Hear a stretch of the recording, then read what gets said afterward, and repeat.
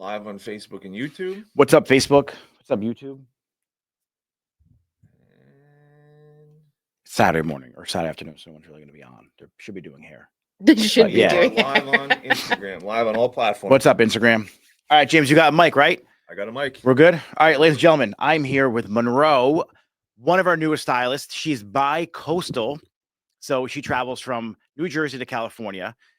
It's got to be really painful in the wintertime, honestly, to go to that warm weather and come back here. Oh, yeah. Yeah. And I think seasonal depression is a real thing. And I definitely, when I go out there, I just feel like I light up. Well, you do out here too. Like when it's like 60, and normally it's 30 in the winter. Yeah. You're like, oh my God, summertime's here. Even this week, you can see it like on people's faces. You Everyone's can see happier. It on, like Instagram, people are posting it. Yeah, it definitely makes a difference. It's huge. James, you were in Vegas, what, how many years? 8 years. 8 years he was in Vegas. How was this is your first winter back, right? It was miserable. It was so depressing. And he's pale to begin with. Yeah. Let alone no sunlight. And now he's miserable and he's extra pale. I lost all my color. I'm now translucent. What is what is the hardest part about traveling back and forth? I would say it feels like I have one foot somewhere and the other foot somewhere else. Like you're not really planted at home yet. Yeah, like I don't feel that I've settled in New Jersey yet.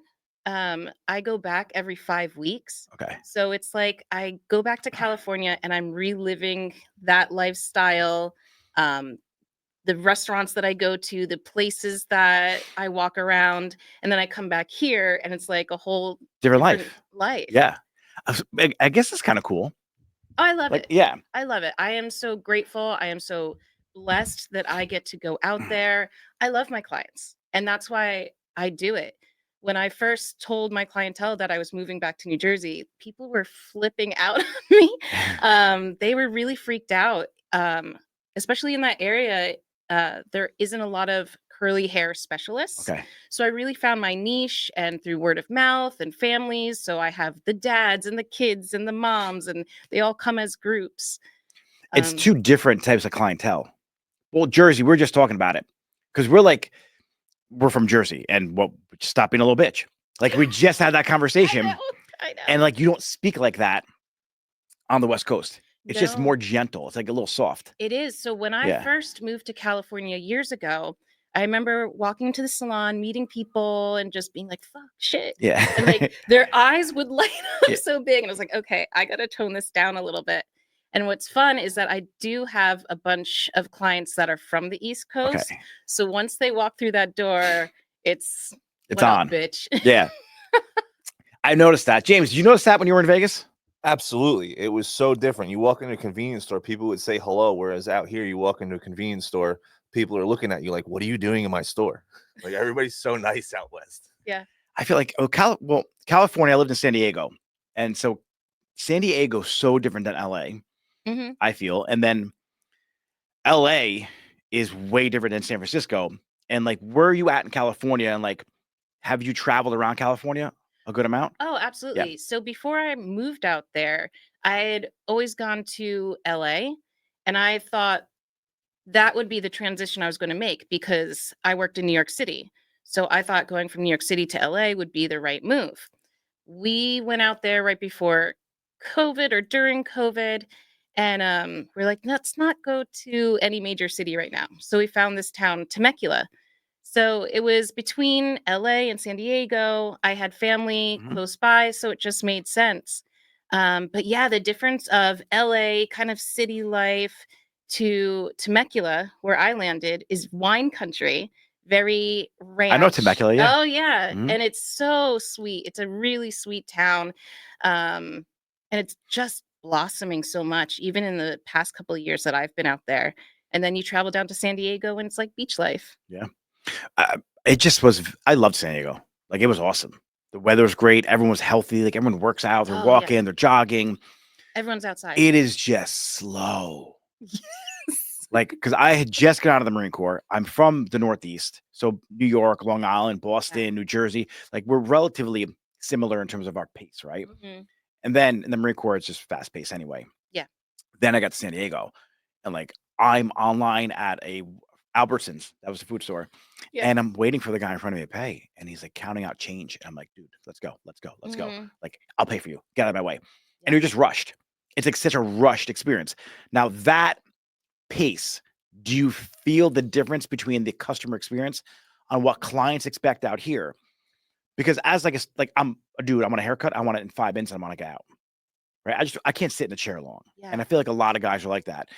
Do you feel the clients in California, it's just different, like they're ready for the experience more so? Or is it the same because that's what you attract? I think it's fairly similar. Okay. I think if men are coming to a salon opposed to A a barbershop? barbershop, they want an experience. And I think they get really excited when they get the shampoo and the Yeah. scalp massage and styling their hair at the end, teaching them product knowledge, diffusing their hair. Oh, guys, have you never been to Monroe before? Like the experience she puts on with she has crystals you put on your eyes, and then it's like the scalp massage, and then it's wild. Like people lay in that chair and they drift off to like a different dimension and they come right back. It's awesome what you provide for that. It should be a standard too, like in every salon, but you have that little special tweak that you do. Yeah. Where did you learn that from? I think that's what makes people keep coming back. I think it's just through experience, my training. I was trained in New York. I just feel like my education was exceptional. Yeah. From that, I did move to Austin for a little bit, and I had a mentor there that I trained with. And then going back to New York and then going back to California, I feel like I just got like a really good mix of different mentors. That's great. And it just kind of made the experience a little bit more special. And then once people meet me and they have that trust in me after that first We're appointment. super chill. Yeah. Like you're very just chill, go with the flow. Yeah. It took Easy to some time speak to to. get there though. Okay. Yeah. It was funny. Before I came here today, I was thinking, what would my little girl self think of me today? And I think she'd be a little disappointed that she's not a Broadway actress. Okay. But then I was like, hold on. What would myself 10 years ago think of myself? Because when I first got into this industry, I was anxious. I was scared. I was intimidated. I always say I went to boot camp for hair. Well, you started off in New York, right? Yeah. Yeah, that's intimidating just being in New York alone. Yeah. That alone, I always say it was like that movie Devil Wears Prada, but for a hair salon. Okay. It was exciting. It was scary, beauty, fashion, but my education was phenomenal. So What year was that? You were in New York. I think I started out 2013, 14, starting cosmetology school, and then went right into their apprenticeship program. Was it with Nick Rojo? Yes. Okay, cool. Yes. He's got a good program. But Oh, I yeah. remember Nick from back in the early 2000s and the late 90s when I started. It was just a different animal out there. And you said New York. I was like, oh, they're from New York. Yeah. And then obviously education came online and people were really able to kind of get the skills anywhere they lived. Yeah. But New York was it. That was New York haircuts, New York fashion, New York color. That was it for hair, fashion, and everything. Oh, absolutely. Yeah. I remember when I first got into it, I literally Googled best cosmetology school in New York. And so I checked out other schools, but once you got to that facility, you're like, how was your Cosmo school? Because ours was basic shit, basic skateboard set. You don't learn anything. It was part of his program. Okay. So he has his salon, and then connected to it is the school. So you were seeing things every day of the master stylists walking through, and you were getting educated by them. When I first started, they were like movie stars. Yes. Because I went to Artistic Academy, and Deep Pasquale is a big salon in our area. Yes. My sister did hair there, and the guys were driving Mercedes, and they had Louis Vuitton, and they wore button downs, and they were celebrities. They were just rock stars in the hair industry. Right. And I'll never forget the persona you had to live up to back then. And then once you get into it, you're they didn't know what the fuck they were doing either. They were just making shit up. I remember, right? Yeah, one time I had a client and one of my educators had a client, and the ladies wanted a similar haircut, and we just happened to both go into the break room. Like, what are you gonna do for this haircut? She's like, I don't know. It's like, oh man, you're the same boat as me. You're supposed what to do you mean know. you don't know? And I think that's good for young people to hear, because we have a lot of seasoned salon owners who listen too, but young stylists listen. And a lot of times it's just connecting the dots through experience. So you don't really know until you get in the hair, because your hair is different than my hair and your head's different than my head shape. And I could teach you the haircut, but then all of a sudden Barbara has a bald spot right here, and now that's not going to work. And so you can only do it by experience. Yeah. And so I wanted Monroe to teach at the salon, and at first you were like, well, I don't know, like how, like I just do my thing, right? And so that's like, you're an artist. It's like asking an artist to teach you how to paint. I just paint. It's weird. Like, even if you think of a chef, sometimes like there's certain things that are very technical and you follow a map. But now just being too, by being in the industry and experience, now there is so much of an artistry in it. So like you said, for me to be like, oh, you see this curve here on the head, and we're gonna keep this a little bit longer. But it's I just did a haircut this past week for one of our assistants here, and I was like, I do a lot of twist cutting and like carving out and pulling curls down and cutting them. She's like, well, what are you doing? I'm like, I'm just looking at where her curl's not laying right and cutting that piece. Yeah. And then the client, she was like, I always wanted to cut my own hair. I'm like, cut it. Like, if you're in the mirror, especially a curly hair, and you could say yes or no to this, but sometimes like that curl, just trim it. And it bounces right back up again. And that's the thing, like getting out of the structured way of cutting hair, especially for curly hair. At least I feel if you cut curly hair like you do your graduated bob, like Sassoon style, it's not going to lay right. I think it needs to be too free. It needs to be unstructured rather than structured for curly hair to live the right way. Oh, yeah. And the example I was asking them was, who has the prettiest hair? Like, who do you think has the, like, age-wise or person-wise, who do you think has the prettiest hair? Typically, they always get complimented on their hair. I don't think you can answer that. Ever know, like, younger girls who never got a haircut yet, like girls with their come out of the beach and like they're naturally highlighted, but they never got a real haircut yet. And their hair just waves in a certain pattern. And then they lose their curls after a certain amount of time. But I feel like it's because they're starting to get structured haircuts. So before you get a real structured haircut, typically, like my niece always had great hair, right? Natural highlights, little wave, and it just looked amazing. And if you think about it, and this is how I connected the dots when I first started doing hair, about being more like a freedom, like unstructured hair cutter.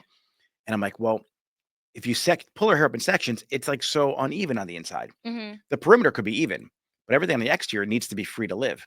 And if you think of like traditional hair cutting, like just blunt right across, the curls can't really bend or move because they're getting stuck. So point cutting, texturizing, and the razor, that's what your specialty is, right? Right. I love that's where it comes in. Yeah. With razor cutting. It does depend on the texture of the hair. So it's not for everybody. Everyone's scared of the razor and curly hair. Yeah. But for me, it's not a one size fits all. Yeah. Like it depends on the person holding the razor too. That's what I always say too, because sometimes I'll pull out the razor and people will be like, no, I had like a really bad razor haircut one time. And I'm like, have you ever had a bad scissor cut? Yeah. So it's not the tool, it's the person behind the tool. But yeah, with curly hair, I love using it. It just creates a very soft line rather than, like you said, that blunt line. The grow out is a lot nicer. You don't see such like harsh lines. In terms of razor cutting in California, because it's known out here. Is it as known out in California? I think probably a little bit more LA. Okay. But the technique that I learned through Erojo is it's not with one of those like feather blades. So it's there's a lot of like fluidity to it. So I've used like a straight blade before. Yeah. And I never got trained with the razor. I just not that there's anything wrong with that. No. I'm cutting hair, and then when I took my section, I had it in my hand and closed my thumb on the blade and just sliced the whole thing open. Such a clean cut, isn't it? I was just done after that. I was like, all right, I'm going back to a feather blade. Yeah. But it's a dangerous tool. It's a very dangerous tool. There's times where I have to, because people talk with their hands. I'm like, please put your hands under your cape for me. Even if people like are passing by me, I'll hold the razor up so it's away from people, because you can just accidentally slice somebody it's who's wild. right next to you. So you really have to be aware of everything going on around you. You follow Jacob Kahn? No. He's out in New York. He uses a straight edge a lot. Mhm. He's super quick with it when he does it. Oh And yeah. that just gives me anxiety. Ever since that time, I stopped using that kind of razor. Yeah. But from never using it before to actually, but you started using it, right? You Yeah, started with the straight blade. We started in cosmetology school. With the straight blade like that. On It was razor cutting. guarded, but Okay. with the straight blade. Oh, okay. So we didn't have that. We had a feather blade. Mhm. And so it's so different. But the look is actually, it's a razor, but it comes out different with the straight blade. Mm. I think it comes out a little different. I think it's because of the motion you use, because of the way the handle is. Yeah. And the feather blade being straight. But there's a lot of variations now. Like you Yes. have like the circle with a triangle, and do you use any of those tools too, or just straight No, blade? just my straight blade. Have you ever used those before? I think I played around with it, but It's just like I said, it's somebody once described it. It's almost like our hands are like butterfly wings okay. when you're using the straight blade, and how we were trained, rather than like a very Stiff almost. stiff, Yeah. edgy kind of cut. Yeah. 'Cause I even take my finger and like carve out with Yeah. the feather blade. But with the razor, You can with the straight blade. I mean, you're not like using that motion, Yeah. but you're pulling the hair and you can slice through. so what I would do is I take a section up, and if this is the hair, I take the blade on one side, my finger on the other, because there's a guard, Mm-hmm. and I carve it out. Woof. You don't get cut. It's just a different way Right. of doing it. So the way I use the razor, I got to completely forget everything I ever learned with it Mm-hmm. and try a straight blade. Yeah. But yeah, it's just ever since I cut myself, I was like, all right, I'm done with that. Yeah. I have one too for when I shave at home. Like I could shave with a straight blade at home. My husband's asked me to do that. I'm like, no, I'm not skilled in that. I've done like the back of his neck before. Yeah. But I'm like, I'm not taking my blade. So to I the tried face. carving out a line, and I just ripped myself up. I'm getting decent at it now, but I like the beard lines to do with the razor. Yeah. But it's a talent. Like barbers who use a straight blade and know how to do it, Oh yeah. like it's impressive. Oh, for sure. Yeah. So you don't do any shaves? No, I'll do like with trimmers Mhm. if you want a little cleanup. On the beard? I'll do your eyebrows if you want. But when it comes to like a really nice beard trim, I always recommend a barber. And in the salon in California, we have a barber, and so I'll always be like, "You go to him for your beard. It's okay. We're family." Take us back to I want to talk about Austin and California Mm. and like jumping around. How is Austin in terms of the salon, like industry out there, and like Yeah, style, fashion? I was really lucky. Um, I had a friend that switched from Austin Mhm. to go to New York while I was going from New York to Austin. So she recommended her salon to me, Oh, cool. which was right by the University UT. Mhm. So we were just on the main drag. So we had so much like traffic coming in. But I got busy right away. And same thing, there tends to be this niche in certain areas of people that need a curly hairstylist, Yeah. as well as the razor cut. So we're learning that now, because Mm. I'm just doing really minor Google like search trials right now, and a lot of people are coming in just from Google, like almost Yeah. everyone. Yeah. Googling curly hairstylist. Yep. And finding you. So what we're doing is now creating a whole landing page for Monroe, and like literally using all the keywords for curly hair, razor cut, and gonna blow her up over here. But it's difficult coming to a new area, right? Because we're like in the middle of nowhere over here, Yeah. but there's no foot traffic really. Right. It's strictly going to be marketing. Mm-hmm. So we're going to use you as my guinea pig right now, Mhm. just to go from not knowing many people here to blowing you right up. Right. But in that area, like in Yeah. curly hair cutting too. And like I said to you the other day, people don't know I exist yet. Yeah. So this is going to be a cool way to build the Get 'em out there. clientele, as well as the people that have been coming in with curly hair. That's literally what they're Googling is curly hair in the area. And I had one lady the other day, and she's just like, I'm the only one I know that has curly hair. I'm like, really? Really? But okay. No, I'm glad Yeah. that you found me. I also think in the past 10 years, people have been embracing Their curls. their natural texture and their curls. So the way they grew up doing, the Victoria's Secret blowouts and J-Lo hair, it's different now. So I think people want to learn. Well, hairstyles back in the day when we started, it was the pin straight flat iron look. Mhm. And then when it came to curly hair, nobody knew what the hell was going on. Mhm. And even volume wasn't around back then. Yeah. So it was like slick, straight, flat hair. Keratins were around. It was like Japanese straighteners. Nobody wanted any volume. It was Right. wild. And then we just transitioned back into like the bouncy big blowout and curly hair, and afros came back, and boys are getting like perms on the top of their head.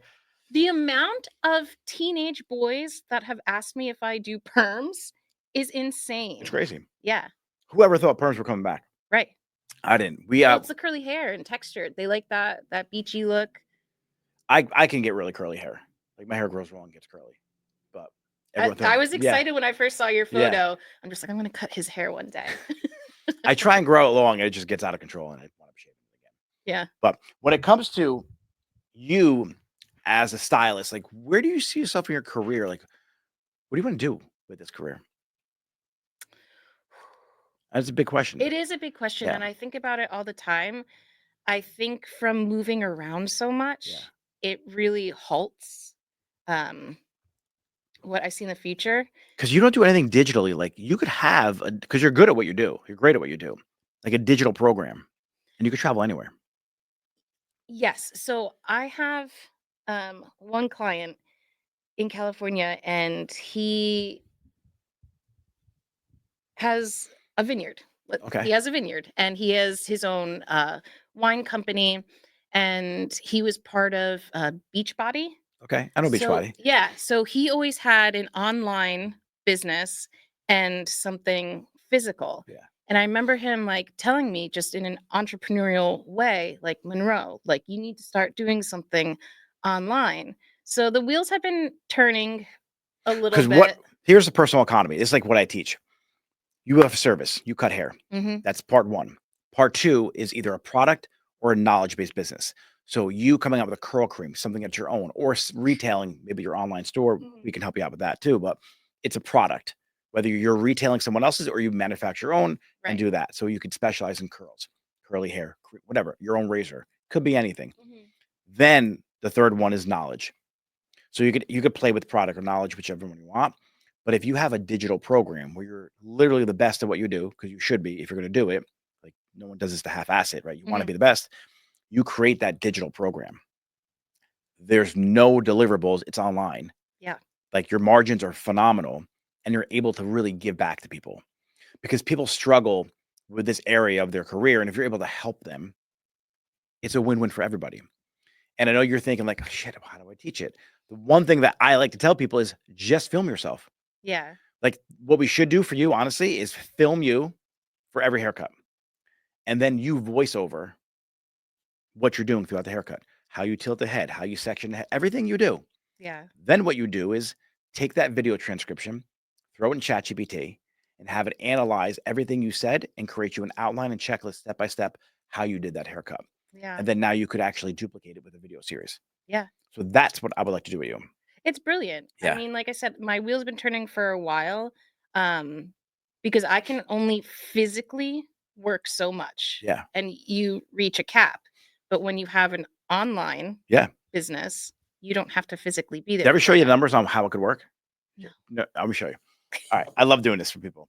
All right. So I also think too, the difficult thing about being in an artistic industry is a lot of times you don't get taught business.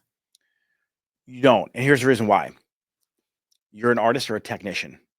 In business, you're an entrepreneur. So every person who's a technician, they think, well, what's the next step for me? It's to open a salon. It may just be doing rental properties. Like I know a lot of guys who are great barbers, but they can't run a barbershop for shit. So be the best barber and start buying laundromats, and then you're good. Yeah. Like it's turnkey. And so a lot of hairdressers like, what's the next step for me? Not necessarily. Maybe invest. Like you can invest your money and have that work for you too. Yeah. Rather than you open a salon that your rent now is $5,000 a month. You don't know anything about leadership. Right. And now you're coming out of pocket $200,000 for the build out plus $5,000 a month. You can't get anyone to work for you. And now you hate your job because all you did was buy yourself a job. So yeah, you're right. We're an artist, then we're a manager, then we're an entrepreneur. There are Mhm. 3 different hats you have to wear. And unfortunately, you don't get taught that, Right. So And that's something going back into the bicoastal yeah. life that I'm learning is the first time in my life really being an entrepreneur. Um, Out there, it's like I book my own appointments. I'm my own receptionist. I'm my own financial Yeah. analyst. Yeah, it's a lot of hats that you have to wear. You can delegate with Upwork. Do you have a virtual assistant? Virtual assistant. Yeah. A No, girl in the Philippines, India. no, Yeah, I have a just ton of them. me. Have them. You could get them for like $4 to $8 an hour, and they handle. I got a kid, a client of mine. He's in South Carolina. I'm not going to shout him out. He's doing like on a good month, he'll do like 25, 28,000 a month Mhm. with someone answering his phone for him, a virtual assistant, doing callbacks, handling emails, handling everything. I Trim- think I'm not there. Okay. I like control. Mhm. I'm calm, but I like control. That's the problem with a lot of artists because you control it. Mhm. You can't grow a business. Like Steve Jobs didn't make the iPhones. Right. He gave you the framework, the vision, but he didn't build them. So he had to give up some control. Gave you the framework. So as long as you inspect what you expect, then you're good. Mhm. Like you just give the details of how you want it done. Be very clear on your definition of done. And this project is done when this is true. And if that's not true, then it's not done. So it takes a lot of it's just like cutting hair. You have to acquire the skills of communication and letting go a little bit, but Yeah. it's so much easier once you do. It's the only way to grow Yeah. because you can't do everything. But I'm going to take you through the numbers real quick Okay. for a digital program for you. Okay. All right. So let's say you build up to 250,000 followers. I just use this number, which is a lot, Mhm. not impossible. You can do it. And let's say after 3 or 4 years posting every day, acquiring all these followers, and Instagram, it could be any platform, but I'm Okay. picking one platform, times 33%, that's 82,000 people. So 1/3 of your audience times 1%. So 1% of 1/3 of your audience is only 825. Mhm. Let's say you have a really good program where call it $99 a month, Okay. right? You teach them razor cutting, styling, customer service. You meet with them once a week and like get on a call with a group. That's the format I like to teach. Times 99, that's your monthly revenue. Mhm. 81,000. So $81,000 reoccurring revenue. Now it's not impossible. That's 100% possible today. Maybe in the 70s it wasn't, but today it's girls are doing this right now Yeah. who aren't as talented as you. And let's say that doesn't even work. Divide that by 2, half of that, it's 40,000. Yeah. So a 0.5% of your audience. Or let's say you have a really good following and you only have 10,000 followers, but 1,000 of them want to do it. Yeah. So I had a girl who's working with me, phenomenal at updos, and she wound up taking a program, and the girl had like close to 1 million followers. And I started doing the math. It was all updos. That was it. That's Yeah. all she did was updos. And I looked at her online course. So many people were subscribed to it. And she was doing, if I'm not mistaken, like almost 500,000 a month in recurring revenue. Wow. Like 500,000 every month. Yeah. Just teaching updos. Like not even like coaching. Like her program was already pre-made videos. Is this Heather Chapman? No, I mean, it might be. I forget the girl's name back Okay. then. It could be. She's really good at updos. Oh yeah. Yeah. I actually took her class. Okay, but she has an online course too. Oh yeah, rad girl. Yeah. Okay, it might be hers, but Christina's her name. She's awesome at Oh. updos now too. No, the girl who used to work with me. Oh. And I'm like doing the math. And this is a couple years ago. I'm like, holy shit! Like, and I was selling products online. Mhm. So I thought like that was the next step. I'm like, that's not the next step. Like, this is the next step. And I was like, holy shit! Like, become the best in the world at something, and then show other people how great you are, and teach them Yeah. how to be great. And so when I asked the 3 questions, it's like, what experiences do you want to have in life? What kind of person do you need to come to make those experiences possible? And then how are you going to help other people make their experiences possible too? And that third question is like, you're just showing people how great it is to cut curly hair. And like, it's just a transition of what you should do Yeah. in your business. I know it's scary to be like, Yes. who am I to teach other people? Right. And I think even there's almost this imposter syndrome Mhm. that I face sometimes, even with this like bicoastal life. That's why I say like I'm pretty new to being an entrepreneur. Um, So I feel like I'm kind of like learning as I go. But that's also why I came to you and came to this salon. We had a couple of discussions, and just watching your videos, I felt like this is my next step. Do you log onto the program ever and watch the videos in the community? Sometimes, Okay. sometimes. But that's why I knew coming to you, I was just like, this is the next chapter. I don't know how to figure out more of a business side, more of an online business. And that's what I was like, I have what to we're gonna work do with now you. is we're gonna be taking like, so I wanted to learn how to coach because it was important to me, and so I jumped into it and learned how to do it. Now I'm taking that business that I learned over the last 2 years, 3 years, whatever, and I'm taking it back to the salon again. So in order to be good at something, you have to do it. Like you can just watch a video on cutting hair. You have to cut hair. So in order to coach, I had to coach people. Like I had to figure out how it actually worked. And so the salon took the back burner for a little while in order for me to get the skills needed to create the plan I had for everyone. Yeah. So now every stylist is going to be a client, a coaching client. And me and you are going to take a look at your business, be like, all right, where do you want to go? Here's how I can help you get there. Here's the path we're going to work on. And like Google ads, Facebook ads, we're going to advertise, we're going to monetize, and we're going to be able to do that. We're going to build your personal economy. And so it was like, it's funny when you first came in, it was like bad timing because I got out from behind the chair. Yeah. I was like, shit, I'm doing this other thing. And I'm like, just chill, bear with me for a little bit. We're coming back. And it's like been a fun little trust transition because you've been super trusting about it, which is amazing. Well, I feel like it's both ways. Yeah. You know, you didn't know who I was. We were chatting while I was still living Oh, in let me say something California. too, because I just made a comment or made a reel the other day. And it was like, hey, if you don't speak to anybody on social media, you're at the party, not talking to anybody. And there's a bunch of hairstylists there. And the other person at the party is speaking to everyone, handing out cards, exchanging numbers. And guess what? When they leave, they're going to have a stylist. Yeah. We just got in a random Instagram It was conversation. random. I DM'd about you. business. Yeah. Yeah. And so I have part of my coaching program. I teach how to message people. And I teach it whether you want a client, you want a stylist, you want to sell a product, it works. You're literally here from that. So every person who's watching, it's like, I'm not going to message people. Well, then you're not going to get clients. You're not going to get stylists because Monroe's here because I said hello on Instagram. That's it. That was it. Yeah. So I was still living in California, and my friend loves your videos, and she would send them to me, and I would be like, well, he actually messaged me. And, you know, with all your followers, like who would think, oh, would he really write back? And so then we got chatting and saying like, oh, I'm in California, but I'm moving back to the East Coast. His response, where on the East Coast? New Jersey. Oh, I have 2 salons in New Jersey. What? And so from that, and he's just like, oh, I have one in Fairfield. I'm like, I'm moving 15 minutes from there. Yeah, it's crazy. So, but that's what, like, I think there was a cool trust right from the beginning. And she just told me to pick a song 10 minutes before the podcast started that I had already had on the reel before that or a story before that. So there's so many like, similarities too, like in energy, things we're into from ayahuasca to like meditation and like think like the realm of energy. So it's funny, like you meet people who are you attract who you're similar. Yeah. Because even our first interview, you were asking my like, what schedule would you like? And I was saying, oh, I need this day off and this day off because I take classes, but the time zone is online in California. And you're like, what classes? I was like, a little hesitant to say.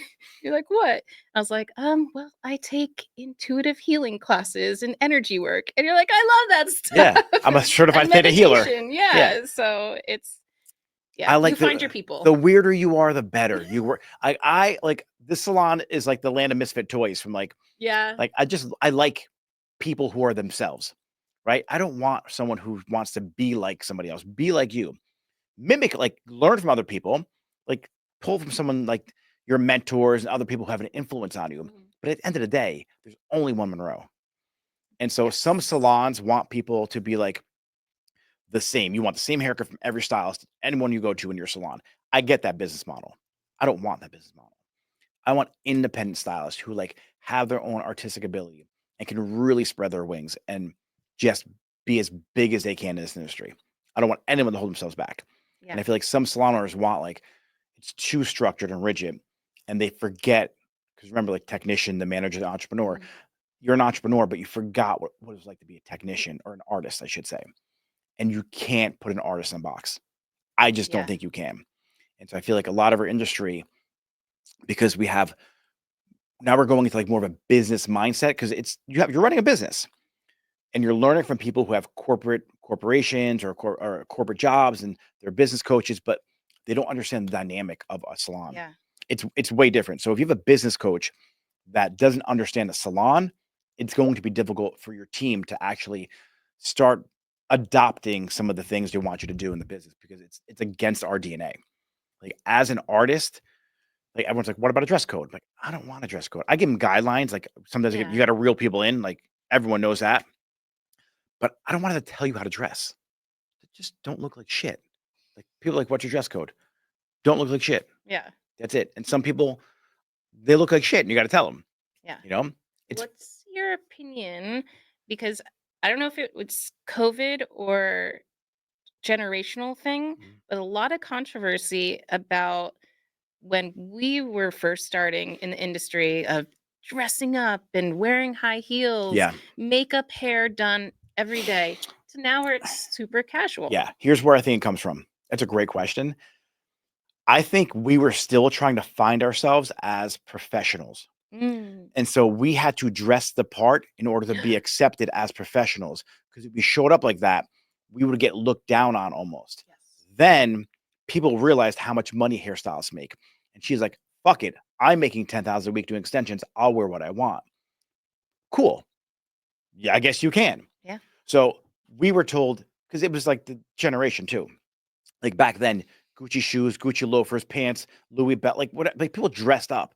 And I feel like part of the imposter syndrome we had as stylists back then was to prove to people, to be like, we make money. Right. And so you wanted to show up as a professional. And that was the trends back then. Then it came from like the undone makeup, like what girls do, like what the fuck's it called? Like, they just rolled out of bed type makeup, like, look. Clean no, girl? Like, it's like they do their makeup, but it doesn't look like they have makeup on. Yeah. Whatever they call it. I'm not a makeup The artist. natural look. Yeah. Natural. Like, but it takes them an hour to put their makeup on to make it look natural. Yeah. We got to go on TikTok. Yeah. Got to figure that out. And I feel like that is the style today. And so our generation is like, no, you look like you roll out of bed. And they're like, no, these shoes are $800. And so it's just different. Yeah. You know, and you think about people back in the 1930s, they're like, what do you mean you're not wearing a sport coat? You're not wearing a jacket. And you go to country clubs back then. Three-piece suits. Yeah, you need a jacket to come in. You have a vest. Like, and so we evolved through times, and like our industry, in terms of fashion, because we were so connected to fashion back then, we still are. It's just fashion's different. Yeah. Like, Yeezys look like they're ridiculous. Yes. And then people wear Yeezys and they look like slippers. Yeah. It's just different. But it's funny. I distinctly remember there's this time that I was working at the salon in New York. And it was a Monday, so I was like a little bit more casual. And it was like a really like clean, crisp hoodie and some clean sneakers. Yeah. And the manager coming up to me and being like, what are you wearing? And I was like, oh, it's my Yeezy look. And she's like, you're lucky I don't send you home. Yeah, it was like that back then. My sister used to get sent home from work. She worked at Bicoastal. She's like, what the fuck you wearing? Not wearing that. And she got some from school too all the time for dressing crazy. But yeah, I think that part of the artistic side of it too. Like, we have to be artists. And I think it had to do a little bit about, like I said before, because you said you're going to hair school. People are like, hair school? You're smarter than that. The fuck's that mean? Right. Smarter than that. Right. And now I feel like I was never a college person. It wasn't in my cards. From third grade, I knew I wasn't going to college. Yeah. I went 1 year. Yeah. I didn't apply. Never looked at a college. SATs, never took them. You never took the SATs? Oh. Wow. I just knew I wasn't going.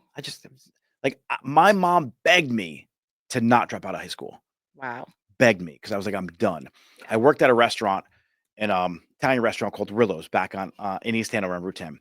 And so, heavy Italian influence, Mercedes, Cadillacs rolling up, like blue collar guys, you know, and some of these guys maybe didn't have jobs. They had a lot of money. They did what they did on the side.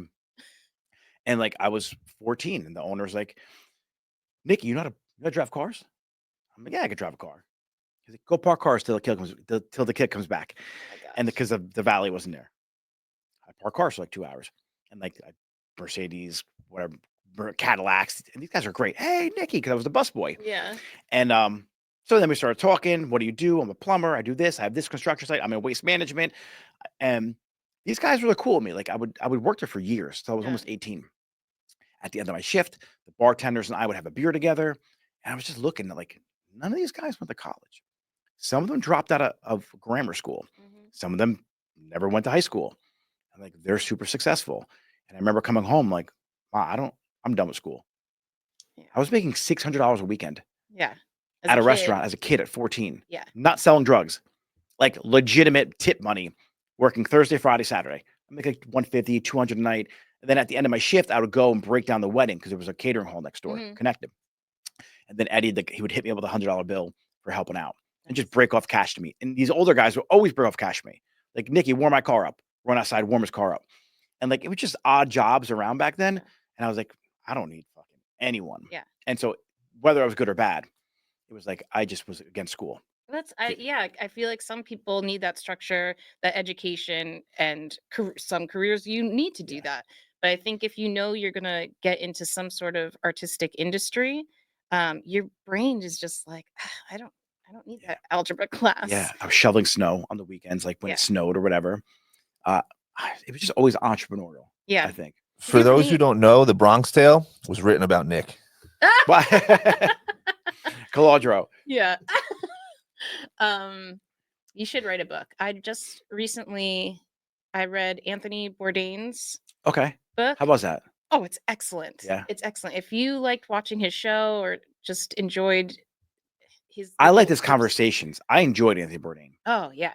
That's a whole nother I conversation. know, I James, What? what's your take on Anthony Bourdain? And keep it somewhat not our old podcast style. Did you like Anthony? I liked his content, but we'll just say he's got connections to Epstein. Really? Oh, big All time. right, we'll talk about that off air then. Yeah. Yeah. Another We're topic. a whole different another direction, day. but Yeah. that down that rabbit yeah, hole. but I But loved him. yeah, if you read his book, you can hear his voice while you're reading the pages. But just such an interesting person. I'm also I finished that one, but now I'm reading a book about Rob Lowe. I like his Rob life- Lowe. Hey, I saw that on the back table. Oh yeah. Yeah. It's What's it called? The fascinating. title of the book? It's something like Stories I'd Only Tell My Yes. Friends. Yeah. It is excellent.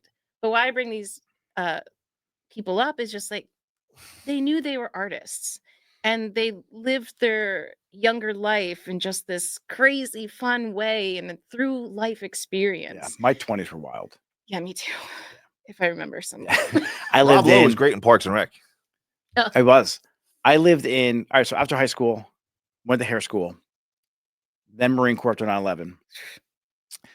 Out of the Marine Corps, wound up moving to California. Were you stationed there? No, I got out of the Marine Corps Oh. here, and then I went back to California for a Oh, year, and then came wow. back here.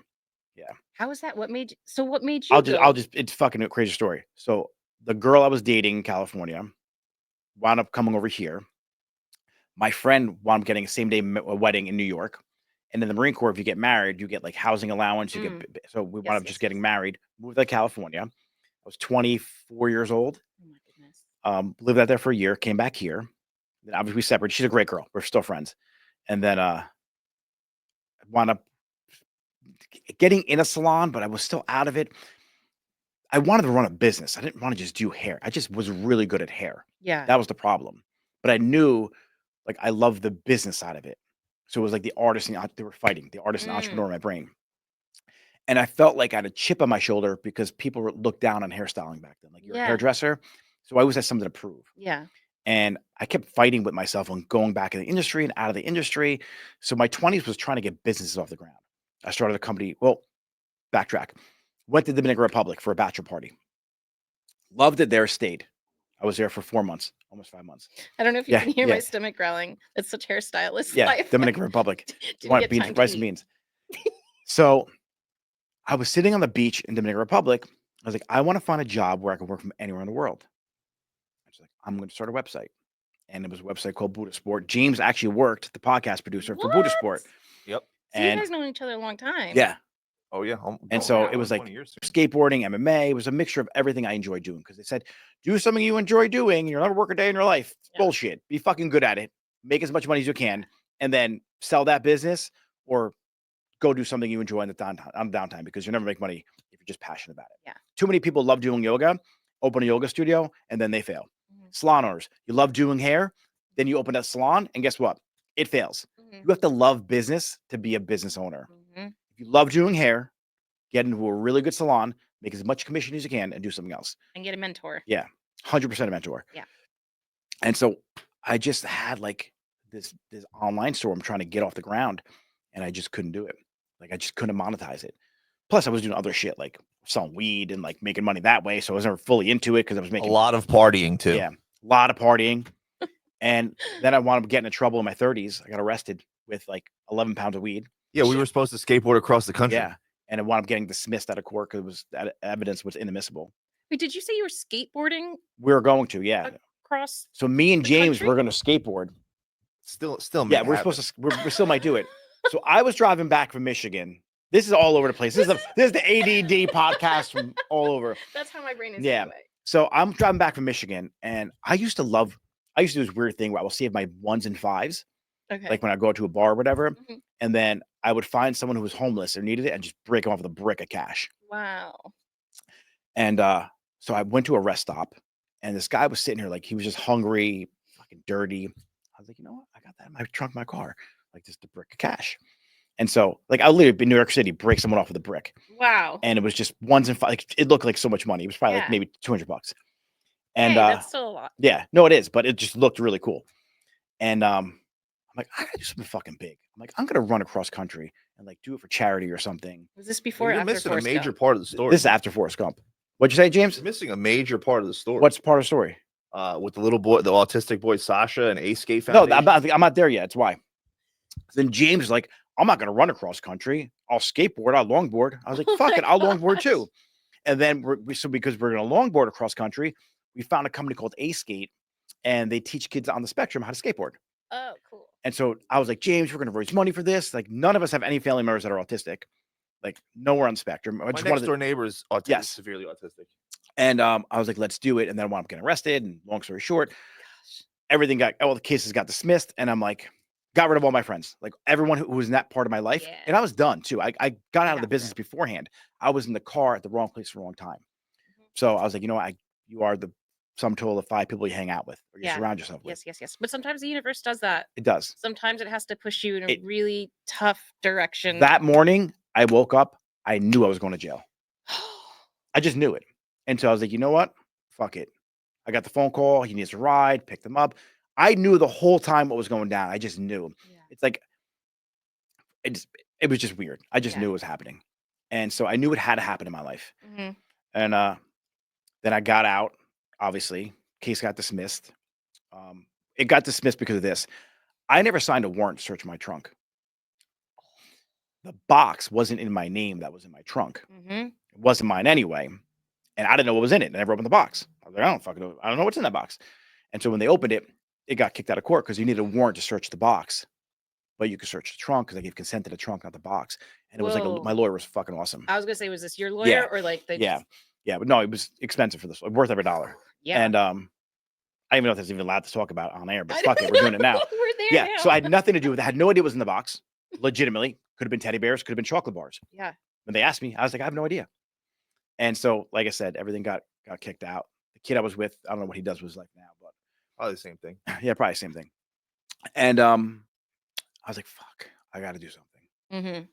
I was like, let me start doing hair again. Yeah. Sometimes you got to hit rock bottom. Yeah. Started doing hair. And I was like, everything I learned from marketing to try and get that website to be successful and try and get this charity event off the ground, I just put into doing my hair business. And I wound up going from like zero to like $4,000 a week in less than 6 months. And I was just crushing Facebook ads, crushing social media. And I built my business in like a year and a half. Wow. I did it because I knew what I was doing too. But now I knew what I was doing online. Like I knew how to market. Yeah. And so it's fucking Google's easy. Facebook, it's easy because I spent 5 years trying to get something off the ground. and I didn't have the right product. Now I have the right product. So good marketing makes a bad product fail faster. And now I have a good service, a product that I provide, and I just marketed the shit out of it. And James, what I would work every day. I watched it happen. It was such a weird time for me because I was still in my mid-20s and we were partying so heavy at the time, and Nick just disappeared. Like he was impossible to get in touch with. He was gone. Which you had to do. I had to go. I had to hit reset. Like, I'm 30 now. I'm like, all right, I spent 30 years messing around. Let me get serious here. Yeah. And so I spent that 10 years learning about really crushing the salon industry. And then I'm 45 now. And so I was like, all right, I did it with that salon. It was doing like maybe 250 a year. I had to break $1 million. It was $1 million salon within a matter of 16 months, 18 months. I turned the whole place around. And then COVID happened. I wound up leaving that partnership. I came over here. And then this salon, the first year, we broke $1 million in revenue the first year. And it was like the online store I started doing. And so online sales. Now I knew how to sell shit online. So I blew that business up. And then that's how I wound up getting this warehouse and all that. Then it was like the coaching business. But the thing that got me in here was a Tony Robbins business mastery class. And he asks you 3 questions. What business do you think you're in? What business are you really in? And what business do you need to be in? Oof. And so I'm like, everyone thinks you're in a hair business. Right? And then what do you think you're in? I'm fucking babysitting business. Like, I'm just like, don't wear this. You fucked up her hair. You're just babysitting people. Yeah. Because you're an artist trying to be a business owner. Yeah. And you're like, I don't know what I'm doing. Yeah. And so I was like, I got to learn how to be a business owner now.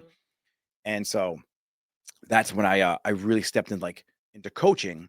And when I answered that 3rd question, it was either coaching or the recruiting business. Those are the 2 businesses we're in as salon owners, because you have to learn how to recruit stylists to work at your salon and recruit clients to come get their hair done there. And so the other one was coaching. I can hire anyone in the world, but if I can't mentor them the right way, then it's going to fall apart. Right. And so I have to, the recruiting part's easy. I had to really learn how to be a mentor and be a coach and be someone who could help guide someone to get to their goal and achieve what is important for them. Yeah. And so that was taking everything I ever learned in my life, every book I ever read, and putting it all into a blender and trying to create myself out of that. And I was like, all right. So that's why the last 2 years, I went full force into that. And now I'm like, all right, now I'm going to take each one of these team members and give them the best version of me. So one of my coaches has a saying. It's like, your purpose in life is to create the man you admire and then give him to the world. Excellent. And I was like, you know what? Fuck it. So I want to quit drinking. Yeah. And my daughter was born. I was like, I don't need to do this right now. Yeah. So I spent 2 years. I never drink.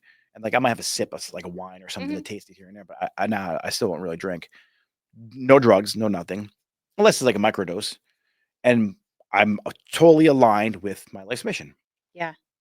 But that came from like ayahuasca journeys and meditation and prayer and like the healing and being in the right vibrational frequency to accept what the universe is giving me, what I feel and what I'm asking for. Absolutely. Because a lot of people, because energy healings, one of the things that you do, I feel like we say we want something, but we feel we're not going to get it. And it's that feeling of anxiety about it not working out is what the universe kind of really hears and brings to you. It's your vibrational frequency. Absolutely. Yeah. And then just bringing it like full circle. It really is the things that you manifest. And as I was saying, like 10 years ago, me, who was a very anxious person, smoked weed, drank like vodka all the time. And it was what I was creating and manifesting. I was on Xanax for like my anxiety. And then finally, when I got out to California, which is funny, I stopped smoking weed once I got to California. But doing this energy healing, getting Reiki done on myself and intuitive healing, womb healing, so much for women comes from our womb and trauma, whether it's from being in your mother's womb, that's carried over. This area right here, this is your center of your body. Yeah. Right. So in Japan, when they say come here, they go come here. This is where you're at, your gut. Like your gut feeling. That's your womb. That's your second brain. Yeah. And even that it's called the sacral chakra. Yeah. It's sacred. sacral. So yes, that's a big thing for women. So getting a lot of healing done for myself, and then starting to go on this journey of taking classes and practicing energy healing and meditation. It's got to be a daily practice. Well, in our industry too, you Mm. take the energy from people. Do you use Reiki while they're in the chair? Like kind of like if someone's going through they got bad energy, do you kind of clear it? Do you ever do anything like that? Well, I started off doing Reiki classes and it didn't align with me. Okay. So then I have my friend that did womb healing and intuitive healing on me, and that really called to me. And so I started taking classes with her teacher and now with my friend. Um, you have to have permission from somebody To do any of that, yeah. to do that, Okay. even on a soul level. So I have my tools that I go into work or everyday practice that protect me. Because that's what I think a lot of my anxiety was coming from too, was just being very empathic and taking on people's energies. And as if you're a client or if you're a stylist, we're therapists. Yeah. You know, we deal with a lot of therapy, a lot of things negative. So I had to learn tools to protect myself. I will every once in a while, you know, speak soul to soul if, you know, my client would like, you know, a calming feeling or an enjoyable experience, then yes, that's especially it happens when I'm doing the shampoo and scalp massage. Yeah. So sometimes you'll even catch me closing my eyes. Mhm. And I'm like, I look like a I weirdo. see you. It's okay. Yeah. It's okay. You could be weird at our salon. One thing I used to do was like someone went through a bad day at work, a hand on the shoulder. Mm-hmm. Like a hand on the shoulder, just giving my good vibration or energy, you could almost feel the weight lift off the person. Yeah. Like, it's cool. Mm-hmm. Like, my day sucked. This happened. Hand on the shoulder. You're here now. You want a glass of wine? You want to relax? Want a water? And like, just that physical touch of like trying to transfer my good energy, like just being a good frequency would be enough to calm the person. Oh, yeah. It's crazy how that happens. Yeah. But you have to be in a good frequency. And like, you can't take whatever happened at home into the salon because your clients won't come out good that day. Right. Like if you get in a fight with a boyfriend or a husband or your wife, whoever, before you walk in the salon, sit in the car, couple big breaths, and it's going to be there when you get out of the salon. So don't worry about it. It will still be there. And not just on an energetic level, but on a professional level too. I think that was something trained in was like, don't bring your problems on the floor. It's hard for some people. I don't get it. Yeah. It's easy for me to like shut it off. And I don't know why. Maybe it's the Marine Corps, but like if my wife's pissed, like everyone knows she's pissed. Like I'm like, Dane, don't let it affect you on the inside. Yeah. What do you mean? Yeah. You know, some people are just like that. My sister's the same way. Yeah. I'm that way. And nobody's perfect. We're still human. As much meditation as I do. Like I was saying this in class the other day. Like I still blow up. I still get mad at things. And I brought it up to my teacher. I'm just like, but I'm supposed to be like this really Zen person. She's like, you're human. Yeah. You know, no matter how much meditation you do, it's like you're still human. Well, it's the universal law of polarity. Mm-hmm. You can't be calm if you are never upset. Yeah. Or like it just you need both. And everything's on just a different level of the same thing. Neutrality. Yeah. And so balance. Yeah.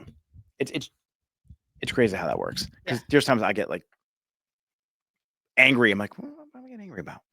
But you must enjoy like when you're so calm, it kind of feels good to get a little pissed every now and then. That's my husband. He loves to just get angry and like I'll feel like I'm matching myself to him and I'm like, whoa, hold on. That's not my frequency. Like, it depends on what I want to do. Like for the gym, like I have to hype myself up. Yes. You know? Yes. And get into that zone. Before we go to the gym, he is blasting Pantera, Metallica, or Rammstein. Okay. Oh, Rammstein's really Du hast. Yeah. All the time. Yeah. Or I put like motivational videos. Like with like people like speeches and shit with a cool beat in the background. Okay. But this morning was Metallica, Rage, Thunderstruck, Guns N' Roses. You mean AC/DC? So yes, you know, Guns N' Roses I put on too. So it was like that was my playlist. Yeah. That's my That's another one too. They're playing this summer. There's like they're playing this summer? Yep, in Jersey.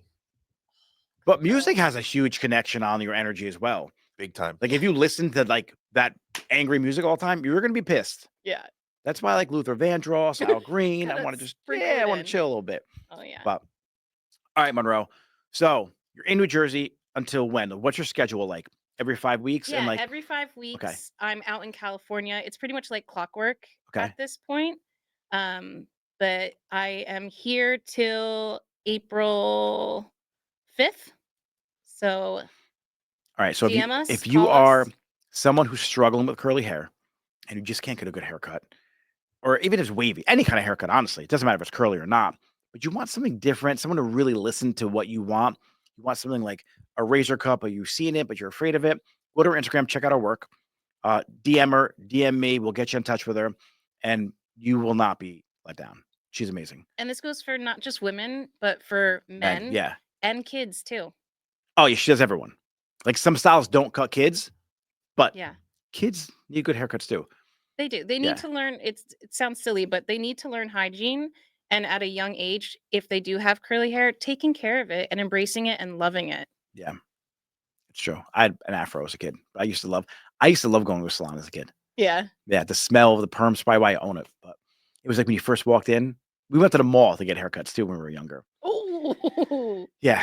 Or I went to my aunt's friend Denise. But I remember walking down the mall to that corner and you smelt the perms from like down the hall.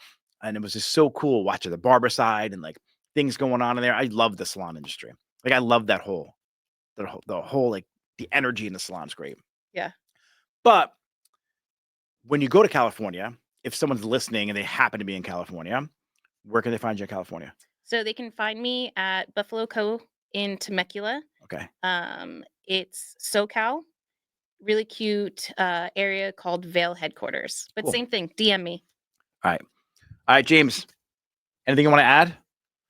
No, it was a phenomenal show. All right, ladies and gentlemen, that is it for today's live. We will see you next time. Thanks, Monroe. You're welcome. Thank you. That was good.